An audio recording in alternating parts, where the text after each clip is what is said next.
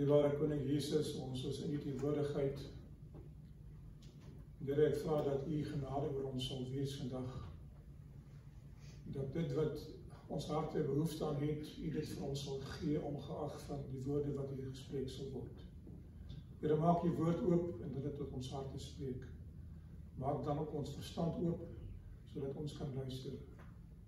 Dankie vir U liefde. Amen. U kan saam blaai na Jesegiel 22. En ek gaan vir u vers 30 lees.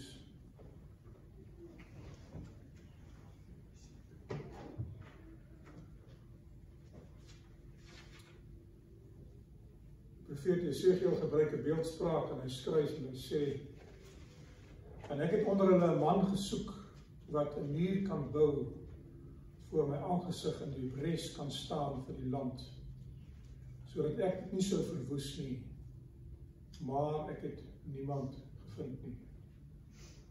Mag die Here vir u seën terwyl ons vandag gaan kyk na 'n verhaal wat die Here manne en vroue soek om 'n spesifieke werk in hierdie tyd wat ons lewe te doen. En ek glo in my hart dat as daar ooit 'n tyd was wat die Here nou mense soek, is dit nou. Mag die Here vir u seën. Amen.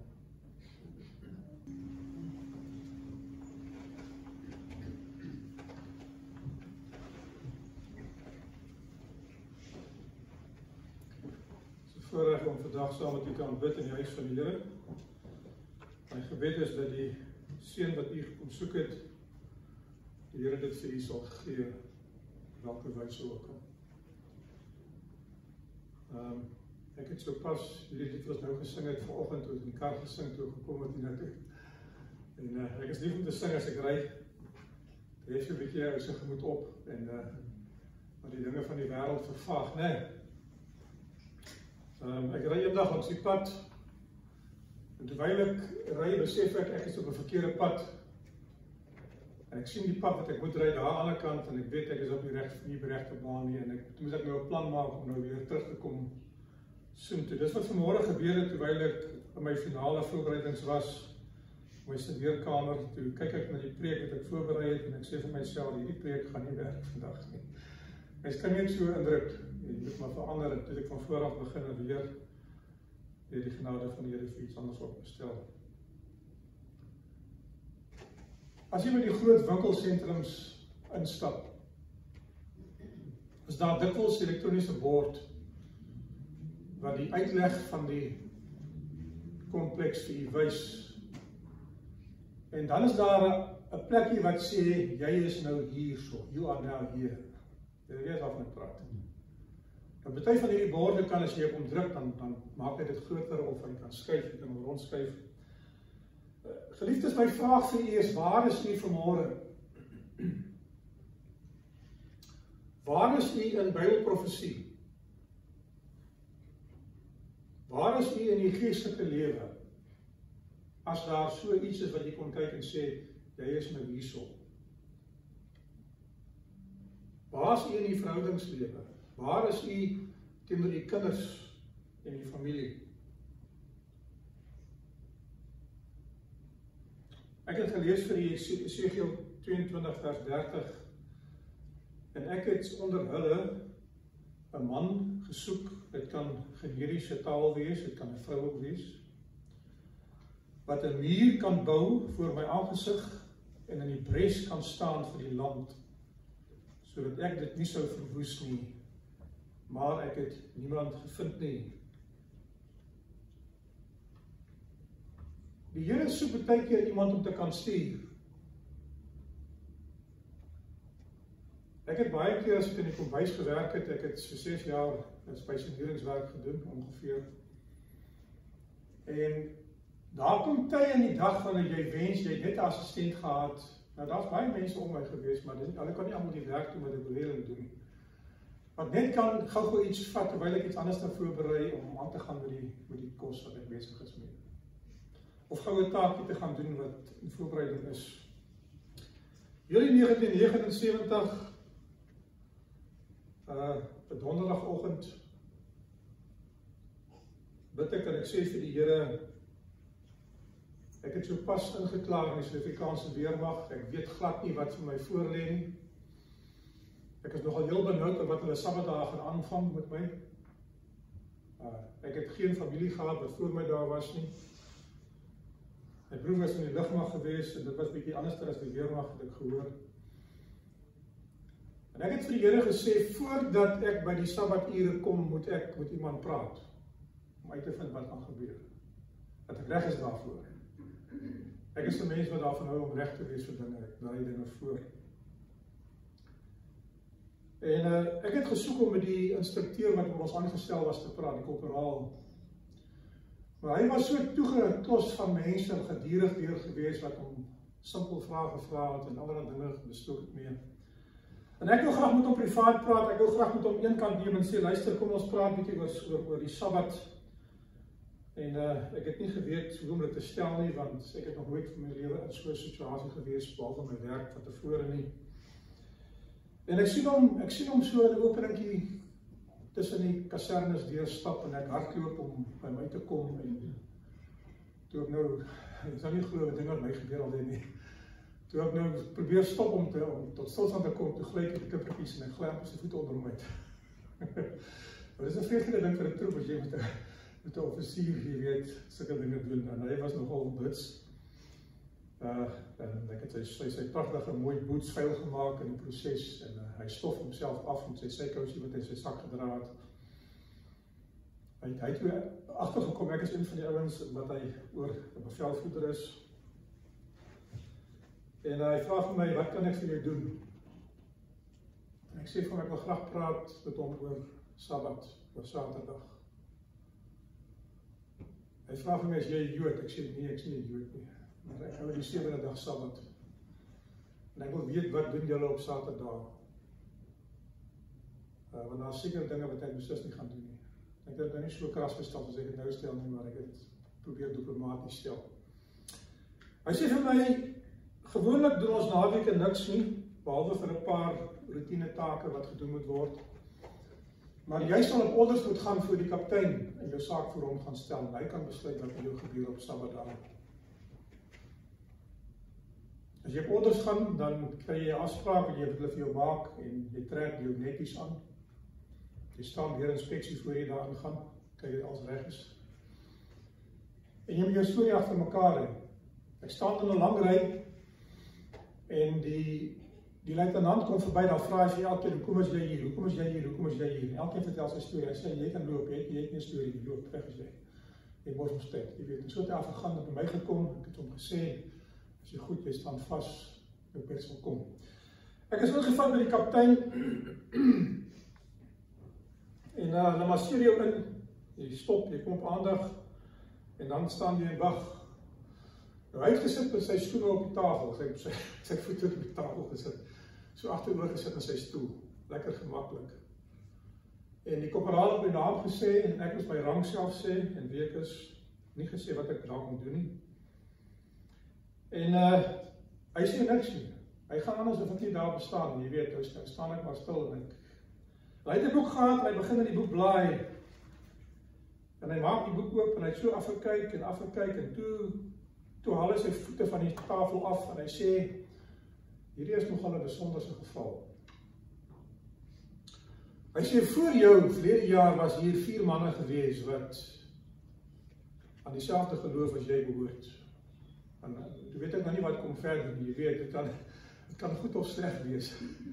Ek was in 'n basis gewees waar ek dieselfde pad geloop het, en toe sê die kommandant vir my, daar is nie 'n slegter mens op aarde as jy Adventiste nie. En hy het so 'n reeks dinge gesê van wat iemand gedoen het wat voor my daar was, te sê, maar dit is nie ons is nie. Dit is nie so nie.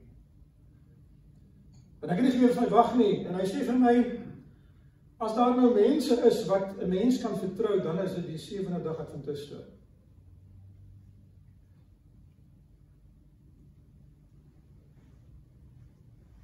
Hy noem name. Hy sê, jy kan rustig wees op die Sabbat. Kry vir jou plekkie waar jy kan gaan sit uit die gedrang uit. Hy sê, julle kapelaan, die ander deel sal vir jou kom sien, En hulle sal met jou 'n afspraak maak en later reël vir kerkpasta as dit nodig is. Tot jy mag uitgaan. Jy kan nie nou al uitgaan nie. Maar as basiese opleiding verby is, kan jy uitgaan. Maar ek het my reg gemaak om 'n klomp vrae te antwoord.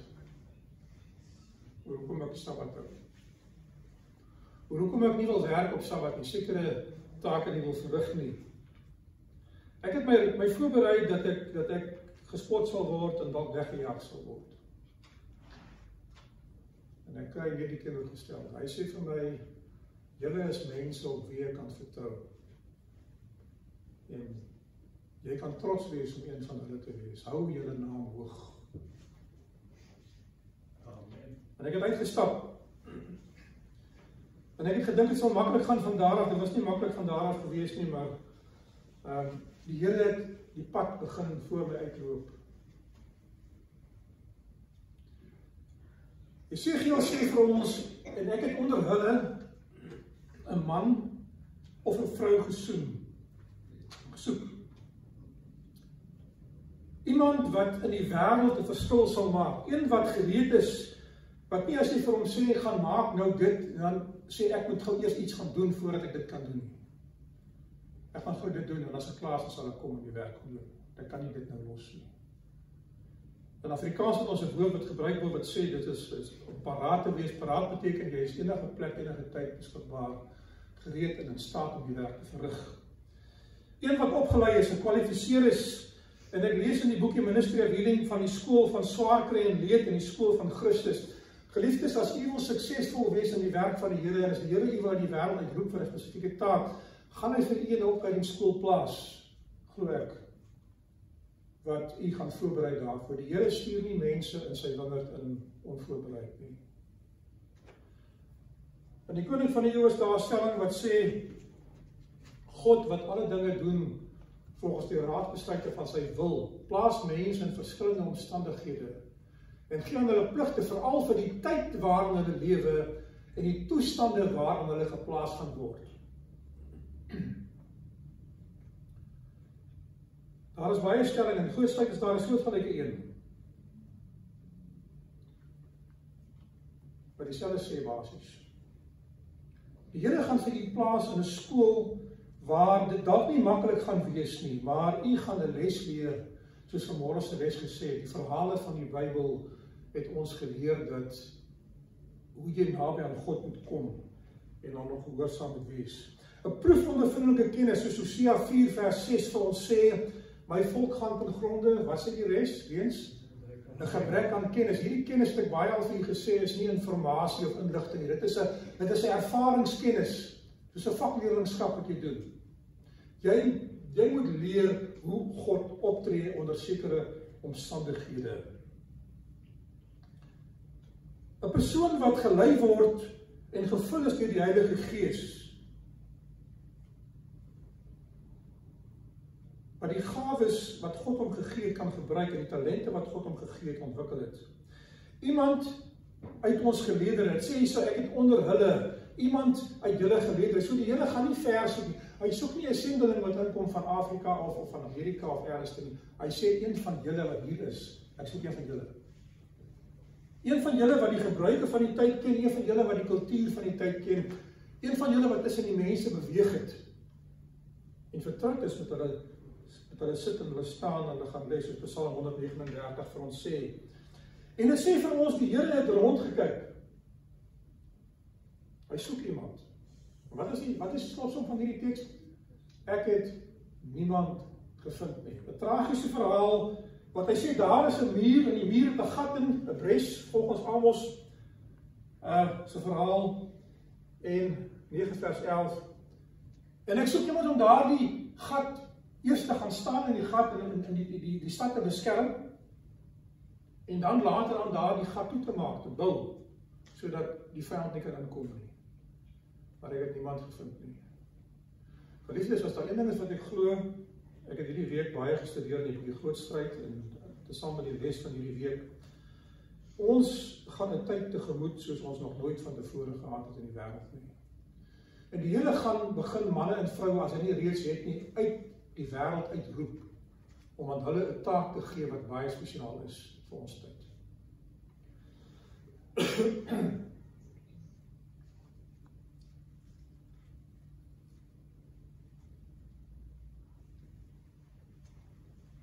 wat is 'n muur? Ek glo dat ons as gesinne, as ons nog 'n gesin het 'n muur. Vader, moeder, kinders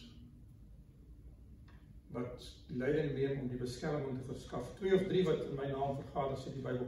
Die kerk is 'n muur, die kerk is 'n fort waar mense kan kom skuil, waar mense, ek glo, in hoop genesing kan vind, moed kan kry, hoop kan kry. Hulle laste kom neerlê by die kruis.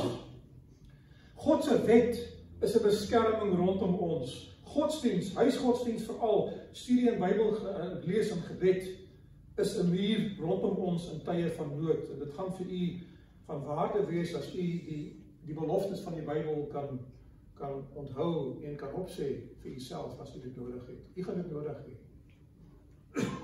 Ek het die afgelope paar maande baie myself gevind wat ek die beloftes van die Bybel herhaal, omdat ek dit nodig gehad het. Gebed en voorbidding, is daar mense wat vir u bid? Ek het u vertel van die weeskind wat by Ellen White en James White groot geword het en later die pad bysel geraak het vir 'n ruk. En sy skryf hom 'n brief en sy sê vir hom, jou ouers toe hulle nog geleef het vir jou gebid en hulle gebede is in die boeke van die hemel opgeteken. En sy sê, daardie gebede bly vir jou pleit lank nadat hulle gaan rus het in die graf. Gebed stop nie wanneer die persoon wat dit gebid het, stop nie. Is u iemand wat ander mense in gebed opdra aan die Here en 'n muur rondom hulle plaas?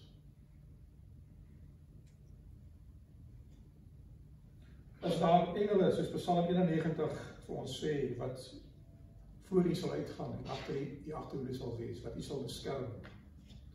Is u bewus enigstens van die diens van engele waar dinge gebeur wat nie natuurlik is nie, bonatuurlik is? Die gebreekte muur. Geliefdes, ek weet nie wat is voor u vanoggend nie.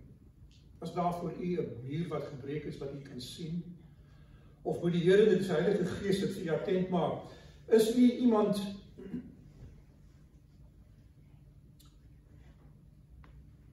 wat van aangesig tot aangesig met dinge gekonfronteer word?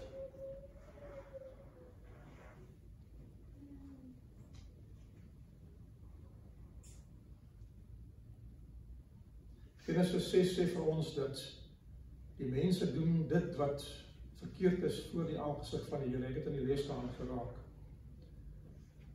Mense doen dinge nie meer in die geheim nie. Mense vermom nie meer identiteit nie. Mense het uitdagend geword en kom in die lewe uit om dinge te doen. Is u iemand wat voor die mense kan gaan staan, voor hulle aangesig en kan sê, dit wat jy vandag doen is nie reg nie? Of die ander kant van die verhaal, dit wat jy doen is goed, gaan so aan, mooi so, goeie getroue diensreg.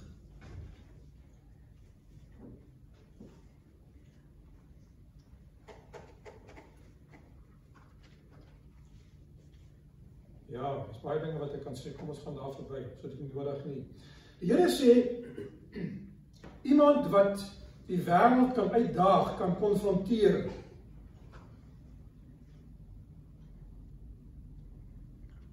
God soek 'n man of 'n vrou wat braaf is, Engels sê boldface is, wat openlik die mannemoed sal hê, of die vrouemoed as daar so iets is, die beeldspraak, om te kan staan vir wat reg is, al sê die wêreld iets anders.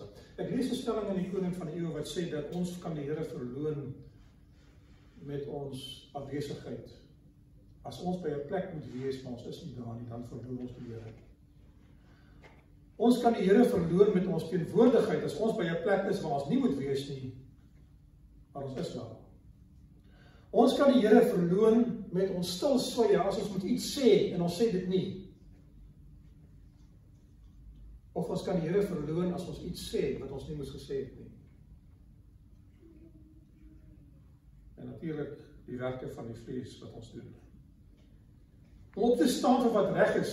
Sien u dat onreg aan mense gedoen word en maak u dit reg? Sal u vir iemand instaan wat veronreg word, wat nagekom word?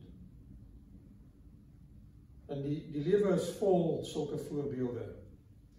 Sal u vir iemand verdedig as u hoor dat iemand iets slegs van hulle sê? My dogter vertel vir my, sy het by 'n predikantevergadering en sy slaap in 'n vertrek waar die vensters oop is en sy hoor 2 mans aan die ander kant bespreek haar pa.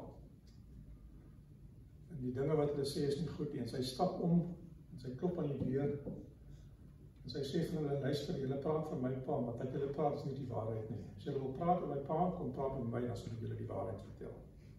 Dit wil miskimmer. En sy het nogal moed gehad om dit te doen. Ek sê dit gelos het. Want dit gaan nie ons lewens verander nie. Wat ander mense van u dink is nie belangrik en kan nie u sielsaligheid skade aan doen nie. Maar sal u, as u iemand is wat God wil gebruik, kan opstaan en sê, luister, kom ons praat nie met daardie persoon nie. Kan u doen wat gedoen moet word? As daar 'n taak is en almal sit en kyk of iemand sal opstaan en daardie werk gaan verrig, sal u vorentoe stap. Geliefdes, die Here soek mense wat inisiatief het en betrokke sal raak by sy werk, wat teen die negatiewe elemente 'n verskil kan maak in die wêreld. Jesegiel 13 vers 5 sê die profeet, julle lees. Ja. Hy sê, julle het nie in die bresse opgestaan nie. Julle het nie die muur gebou om die huis van Israel te versterk nie, om die stryd pal te staan in die dag van die Here nie. Die Hebreëse idiom. Met ander woorde, die dag toe die Here gesê, vandag gaan ek optree, vandag gaan ek iets doen, vandag wil ek aksie hê. Toe was daar niemand gewees. Hy sê, julle het dit nie gedoen nie. Julle het apaties eenkant gestaan, die dag van die Here, die Sabbat, die wederkoms, die oordeel. As God intree en ingryp en sê, ek het nou genoeg gehad. En vanmôre se lesse, die voorbeelde was gewees van die mense waar God gesê het, julle het gekom tot by 'n punt, ek het julle genade gegee en nou gaan ek optree. Ek gaan nou doen wat ander mense moes gedoen het, dalk die leiers. 13 vers 11 van Jesegiel sê vir hulle wat die loskalkpleister, dat dit gaan afval. Ek het hierdie week 'n bietjie bouwerk gedoen in my huis, en ek verstaan daardie term as jy met verkeerde materiaal pleisterwerk moet doen. Dit kom af. Jy moet jou grondfondasie moet jy regmaak, jy moet die regte materiaal gebruik. In ons tyd, ons moet die mure herstel, ons moet die wagte aanstel. Ek hou van Amos 9 vers 11. In die dag weer eens 'n Hebreëse idiom van God, sal ek die vervalle hut van Dawid weer oprig, sê die Here. Dis positief. Ek sal die skure toebou, ek sal die puinhope herstel, ek sal opbou soos in die ou tyd. En ons het nodig om te weet dat God sê, ek gaan dinge regmaak. Ek gaan dinge herstel. Die dinge wat ons gedoen het, wat verbrou is, die foute wat ons gemaak het, hoeveel keer ek hierdie al gebid het, want ek doen dit dikwels. Wat ek vir die Here sê, Here, ek het nou 'n ding gedoen wat verkeerd was. En ek praat nie van sonde nie, ek praat van menslike foute. Sal u dit nie gaan regmaak nie? Sal u nie agter die skerms gaan en dit gaan herstel nie? Jesaja 59 vers 16, hy het gesien dat daar niemand was nie en hom verbaas dat niemand tussen beide tree nie. Daarom het sy arm hom gehelp en sy geregtigheid het hom ondersteun. En hy sê nou verder, hy trek die geregtigheid aan soos 'n pantser. Hy sit die helm van heil op sy hoof. Hy trek die klere van wraak aan as 'n kleding en hy wikkel hom in die ywer soos 'n mens jouself in 'n mantel wikkel. Die Here sê in Jesaja 59 begin by die teks wat sê, julle sonde het 'n skeidspier geword tussen julle en julle God, tussen my en julle. En nou sê hy, ek het iemand gesoek, maar daar was niemand gewees nie. En hy het hom verbaas dat niemand tussen beide tree nie. Geliefdes, is hy iemand wat, as jy sien dinge gaan verkeerd, sal instap en sal sê, kom ons doen dit reg. Verstaan jy van ons, daai persoonlikheid. Miskien moet ons dit ontwikkel. Kan niemand kry om in te tree nie, om te bemiddel, om tussen mense te gaan staan, om te bou, om te beskerm. En toe doen hy dit homself. Nou, ek is maar pragmaties in my persoonlikheid en ek is nie 'n ou wat graag mense smeek en so wat om dinge te doen. Ek sal die ding liewer self doen as om te sukkel met iemand wat nie wil werk nie. Maar weet jy, ons het mense nodig om ons. Partykeer moet ons mense vra net om hulle ook te help, om hulle self te help. In elke generasie soek God iemand wat 'n spesiale werk vir hom kan doen, en daar vind hy dalk iemand of hy vind dalk niemand. Dit is dan nie ek nie. Hy soek 'n Abel, hy soek 'n Noag, hy soek 'n Abraham, 'n Dawid, 'n Moses, 'n Elia. Die profeet status, die profiel van iemand wat God soek. Jesaja 62 vers 6, 'n pragtige teks. O Jerusalem, ek het wagte op die muur uitgesit, wat altyd deur die hele dag, nag en dag nie swyg nie. Dan sê hy, julle wat die Here herinner aan sy beloftes, moenie swyg nie. Is jy iemand wat miskien nie kan uitgaan en evangelisasie doen nie, maar jy kan by die huis op die knieë gaan en bid en sê, Here, daar's iets verkeerd. Here, daar's 'n behoefte. Stuur iemand, bemagtig iemand, gee die middele. Rigter 6, jy kan so toe blaai as jy wil. Ek gaan die res van die boodskap daar uithaal. Pragtige verhaal van 'n man wat in sy gebedslewe 'n gebed gebid het en toe die Here daardie gebed beantwoord. Het die Here al iets gedoen wat as u dit sien met u gebed, dan besef jy, maar dit moet 'n antwoord op gebed wees.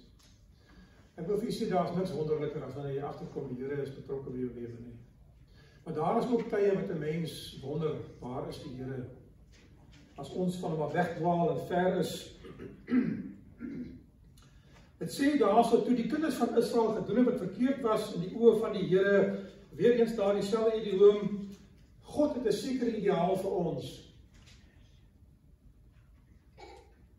So op my kinders grootgemaak het ek baie keer gesien dat hulle nie doen wat ek graag sou wil hê hulle moet doen. Dit is wat dit beteken.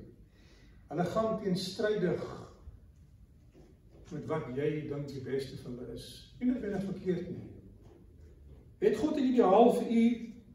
Die Bybel sê wat die hoogste, hoër as wat die mens ideaal vir homself is, dit wat die Here vir ons voorberei, né? Israel sondig en die Here gebruik die woord Israel, 'n kollektiewe naam, nasionale sonde, vir almal. Die meeste van hulle val in daai kategorie, hulle het gesondig. Daar was uitsondering, daar was man en vroue wat nie gesondig het nie. In die tyd van Elia sê die Here vir Elia, daar is 7000 in Israel wat nie die knie voor Baal gebuig het nie. In hierdie verhaal was daar 300 man. Lees ek later aan. Is ons kollektief deel van 'n groep mense? As die Here sê die aarde het vol sonde geword, is ons deel daarvan? Of staan ons een kant en sê vir die Here, Here, ek het gekies om een kant te staan. Ek is daardie man wat u soek, of daardie vrou wat u soek. As God hulle oorgee, die Bybel sê oorgee, die reg is weg, daar's nie meer reg en geregtigheid nie. Voorspoed is weg. Dit is soos om verloon te word. Matteus 7:23 sê die Here vir die mense wat hom op 'n valse wyse wil aanbid. Hy sê, ek het julle nooit geken nie. Gaan weg van my af, julle wat die wet van God oortree, of julle wat die ongeregtigheid bewerk. Jy is vir iemand,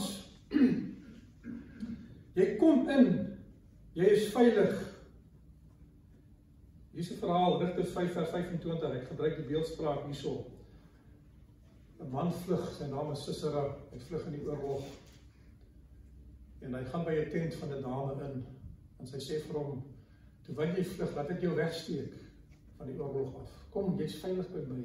Ons is tog huisvriende. En hulle was huisvriende van tevore, as die verhaal terug gaan lees. En toe sy vir daardie man 'n bietjie melk gee om te drink en sê, gaan slaap rustig, ek sal uitkyk by die tent se deur. En as mense verbykom, sal ek hulle wegwys. En toe hy in slaap raak, wat maak sy? En vat 'n tentpen en slat hom deur sy kop in die grond in. Die profesie het gesê van Deborah, die eer sal nie die koning se wees nie, maar 'n vrou sal daar die eer kry. Om die koning wat teen hulle oorlog maak, dood te maak. Goed, sy het dit nie geweet noodwendig nie. God laat omstandighede toe wat hulle tot 'n val bring vir Israel, die mense wat goddeloos is. Psalm 121 sê, as die Here die huis nie bou nie, wat is dit die res? Te vergeefs werk die wat daaraan bou. As die Here die stad nie bewaak nie, te vergeefs waak die wagter, het jy 'n taak wat jy dalk voel dat dit gaan op niks uitloop nie, omdat alles verkeerd gaan. Omdat die Here dalk nie met is nie. Geliefdes, maak die Here deel van die plan. 'n 7 jaar siklus, 'n spiraal. Ek het al met die Here gepraat van tevore. Hulle dryf nie die heidense nasies uit nie. Hulle begin besigheid met die heidene maak, hulle ondertrou met hulle. En wat is die volgende stap? Nou begin hulle die afgode van die heidene dien. En hulle doen sonde en nou vat die Here sy genade weg. Hy gee hulle oor, sê die Bybel, van hulle self. Die nasies wat hulle moes oorwin, verdruk hulle en maak hulle arm. En nou roep hulle tot die Here toe. Ek lees in die boekie Patriarge en Profete, God sal nie 'n wonderwerk verrig om die oes wat gaan opkom as gevolg van die saad wat ons self gesaai het, te voorkom nie. Ons gaan met ons kragte inspann om daardie dinge teen te werk. Maar as ons die Here vra, kan hy dalk daardie omstandighede omdraai. Wel, hy kan. As ons opreg berou het, dan kan die Here ons mislukkings omdraai. God gryp nie meer in nie vir Israel. God beskerm hulle nie meer nie. God gee hulle oor aan hulle vyande. Die siklus van afvalligheid, beskerming onttrek, nasies oorweldig hulle, hulle het berou, hulle roep tot die Here. Die Here stuur vir hulle regter en vergewe hulle. En dan volg daar 'n tydperk van voorspoed en dan begin hulle weer voor. Weet jy dat in die boek Rigters is daar 49 verhale wat so in 'n spiraal draai? Nou, hoeveel lesse moet ons leer voor ons leer? Het jy so 'n kroniese iets in die lewe wat elke keer oor en oor gebeur en dan vra jy maar weer vergifnis, dan begin jy weer van voor af op 'n nuwe pad.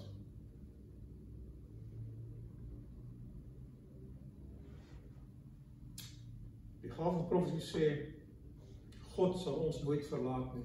Die Bybel sê dieselfde, Johannes 6:37, ek sal jou nooit begewe, jou nooit verlaat nie. Openbaring sê dieselfde, Hebreërs sê dieselfde. Dit is ons in die hand van God los. En uiteindelik gaan God ons oorgee aan onsself. Dis wat gebeur. Die Filistyne, die Midianiete, die Amalekiete, die Moabiete, die Hetiete, die nasies, die teks sê hier in Rigters 6, die Here het hulle nie verdrywe nie, sodat hulle 'n les kan leer om weg te bly van die nasies en hulle af te dryf. Maar het hulle geleer? Hulle het nie die les geleer nie. Geliefdes, God beskerm ons, God waarsku ons, God bestraf ons, dan straf hy ons, en as ons aanhou, het ons vanmôre les gesê, dan gaan hy ons afsny. Vernietig. Dis die pad van God se genade. Maar genade moet sy werk doen. Die reg wag lank terwyl genade met die sondaar pleit, maar daar is 'n perk wat die mens nie kan oorskry nie. Ek het al vir die Here gevra, Here, is U nie al moeg vir my nie? Moeg vir my sondes, moeg vir die herhaling van dieselfde dinge oor en oor.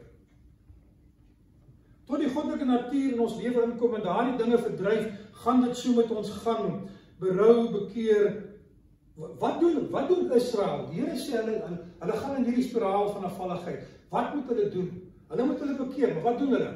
Die Bybel sê daar in vers 2, hulle maak vir hulle slote in die berge, hulle maak vir hulle gate in die bergvesting om weg te kruip en om in die oop veld te wees dat hulle kan sien as die vyand kom en om hulle koring en hulle gas te beskerm teen inval. Wat maak die Amalekiete, die strategie van die Amalekiete? Hulle wag tot die oestyd daar is, dan kom hulle en dan vat hulle die oes. Nie aktiewe oorlog te maak, dis al wat hulle doen. Hulle maak Israel onderdanig, hulle maak hulle arm en hulle maak hulle moedeloos. Ek lees in die boekie Grootstryd hierdie week weer dat Satan het 'n strategie. Hy het 'n berekende plan vir elkeen van ons. Hy teiken die leierskap ten eerste. Hy teiken mense van invloed, manne en vroue wat 'n invloed op ander mense kan uitoefen. En hy probeer hulle tot 'n val bring. En hy bring hulle tot 'n val in die dinge waarin hulle swak is. Hy ken ons swakhede, hy ken ons sterkte. So dit is die plekke waar hy konsentreer. Jy moet nie verbaas wees as Satan nie aanhoudend aanval op die dinge waarop hy swak is, maar dis waar hy gaan wag vir. Dit is sy strategie. Dit sê hierso, hy veroorsaak onrus en stryd en krisisse, hy veroorsaak kruispaaie, hy veroorsaak siekte en ellende, want hy weet dis die dinge wat ons moedeloos maak. Hy val ons aan wanneer ons alleen is, wanneer ons eensaam is, wanneer ons moedeloos is, wanneer ons hoop opgegee het. Hy val ons veral aan as hy weet ons het sonde gedoen. Want dan weet hy, ons het nie vrymoedigheid om vir God te vra, help my nie, red my nie, wees my naby nie. Dit is 'n gevaarlike ding om een tree te gee terwyl daar onbeleide sonde op jou hart is, want jy is blootgestel aan Satan.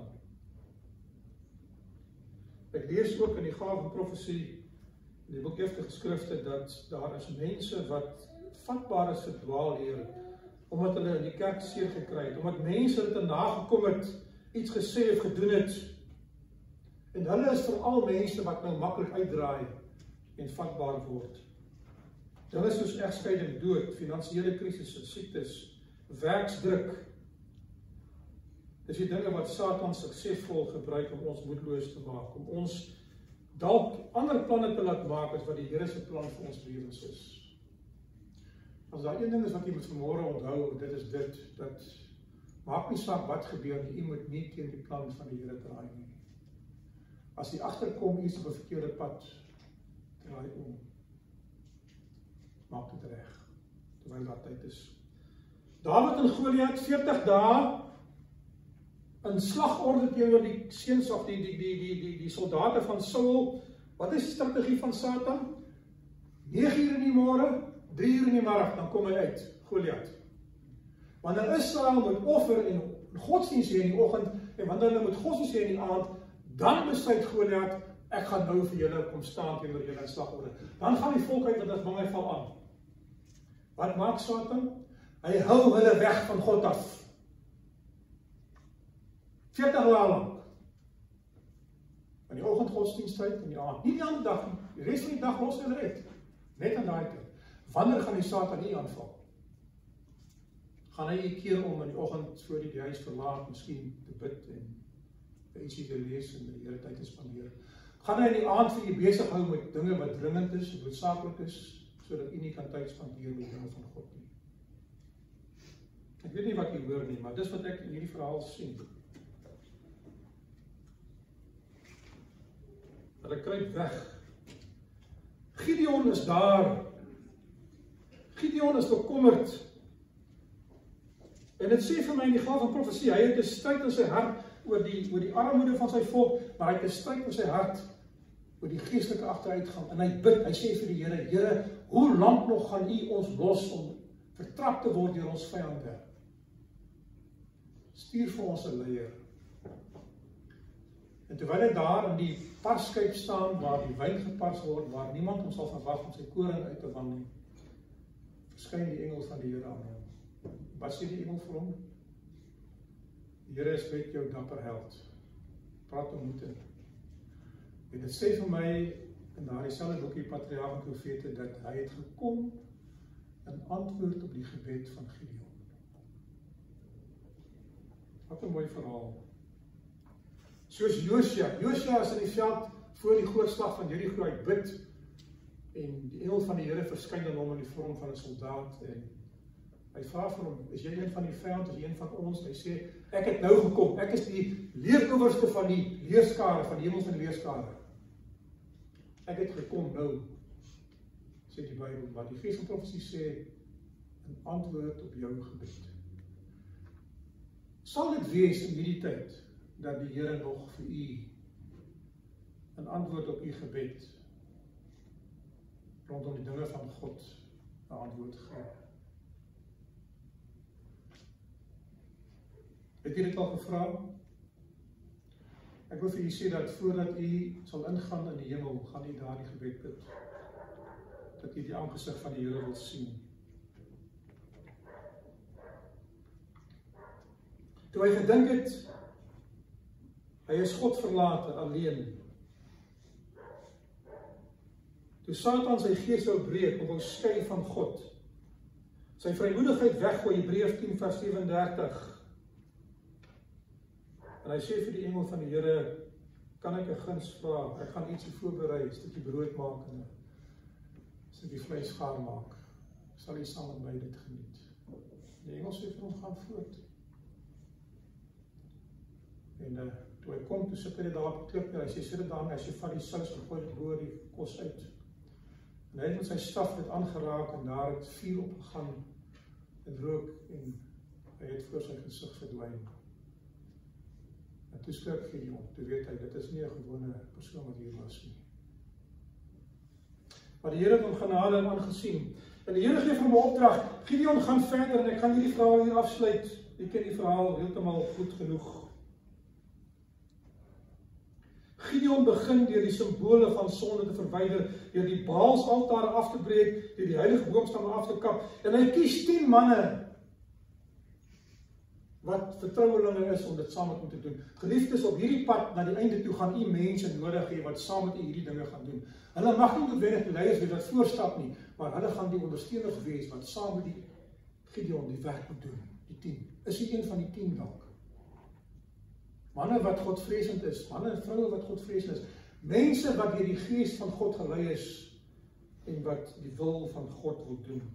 Miskien het die Here u gekies om iemand by te staan, om projekte te help, finansier, om iets te doen. Elkeen het sy werk, het ek vir julle gesê in Koning van die Eeuwe. So seker as daar vir ons 'n plek in die hemel is daar 'n plek vir ons op aarde waar ons vir God moet werk. U moet daai plek vind en u moet daai plek volstaan. En u sal nie weet wat dit is totdat u die Here gevra het nie. En in die skool van die leed sal die Here vir u lei om daardie plek te vind en te kwalifiseer daarvoor. Ek kan nie vir u sê wat dit is nie. U moet begin om die lewe in orde te kry. Wees gereed om paraat te wees. Maak persoonlik kontak met God. As kerkbywoning 'n probleem is, herstel dit. As bidure vir u probleem is, herstel dit. As u nie meer tiendes betaal of gawes nie, herstel dit. As u nie tyd met die Here spandeer in gebed en Bybelstudie nie, herstel dit, want dalk mag die Here by jou verbystap en vir jou sê, ek het jou nodig vandag. Dapper held. Gideon blaas op die trompet, 32.000 mense kom. Hy moes gevra het vir die Here, waar is die hele Israel? Die 12 stamme. Hoe kan ek met 32.000 mense hierdie menigte van mense aanvat? En terwyl daar die gedagte nog by my is, sê die Here vir hom, wat sê die Here vir hom? Die manne by jou is te veel. Sê vir hulle, die wat bang is en bewe gaan huis toe. Die wat 'n vrou getrou het gaan huis toe. Die wat 'n stuk grond gekoop het, dit is die wet van die oorlog. Hy moes dit aangekondig het. Hy kondig dit nie aan nie, want hy is bang hulle gaan weg. As 'n man getroud was in sy eerste jaar, hoef hy nie oorlog toe te gaan nie. Dis die wet. Hy kan by die huis bly. Het nou sterf hy en sy weduwee moet agterbly alleen. As 'n man 'n stuk grond gekoop het en hy die grond nie besit nie, dan kan hy vrygestel word van die oorlog. Anders kom 'n ander man en hy vat sy grond en hy gaan bly daarso. 22.000 mense gaan huis toe. Hoe moes Gideon voel? Hoe sou u gevoel het? 10.000 bly oor. Nou dink hy, ja, ek verstaan dit nie. Ons is nou baie min. God sê vir hom, hier is nog te veel. Vat die manne water toe. Hulle gaan water drink. En dan gaan ek kies wie ek wil gebruik. En die Here kies 300 man. 300 man wat nie die knie voor Baal gebuig het. Die 300 manne wat manne van geloof was. Wat God gedien het opreg. 300 man wat nie die eer vir hulle self sou geneem het. As daar die oorlog suksesvol was nie. Het gesê, soos Josef, soos Daniel, alle eer aan die Here. Nie my prys, die prys die Here. Hy het dit gedoen.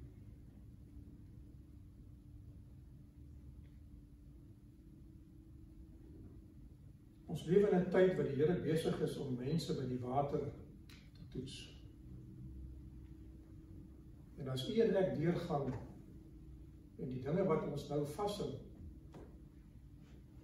Boek Romeine 12 sê, die dinge wat ons so maklik omring, agter kan los, gaan die Here dalk sy hand op ons plaas en sê, ek het jou nodig in die finale stryd. Geen nie hoe oud jy is nie, geen nie hoe jonk jy is nie. As jy gewillig is en ek jou leer, sal ek jou vat na die hoogste sporte van die werk wat jy vir my kan doen. Amen. En ek wil vir u sê, daar is nie 'n groter eer as om vir die Here te gewerk het al my lewe lank nie, en ek is nog nie klaar nie. Ons het weer baie beproewinge gegaan, ek en my vrou, en ek glo daar's nog dinge voor ons. maar ek is nie bang daarvoor nie. Martin Luther het gesê, ek sal staan vir die waarheid, en vir God al doen ek dit alleen. Miskien gaan daar nie vir jou hulp wees nie, miskien gaan die Here vir jou alleen los, miskien gaan hy vir jou hulp gee, miskien is die een wat jy ander een moet help, ek weet nie, maar mag u daardie gebed begin bid, Here, ek is beskikbaar, gebruik my. En u sal sien dat die Here begin deure oopmaak, en dat die Here begin deure toemaak, glo ek. Ek het dit in my lewe gesien, ek is weer by daardie plek van vooraf nou, waar ek moet wag vir die Here om deure oop te maak, vir die pad vorentoe. Maar ek glo dat as ek by die Here bly, sal hy die pad aanlei. En ek sal volg deur sy genade, en u sal volg, mag die Here vir u seën. Amen. Amen.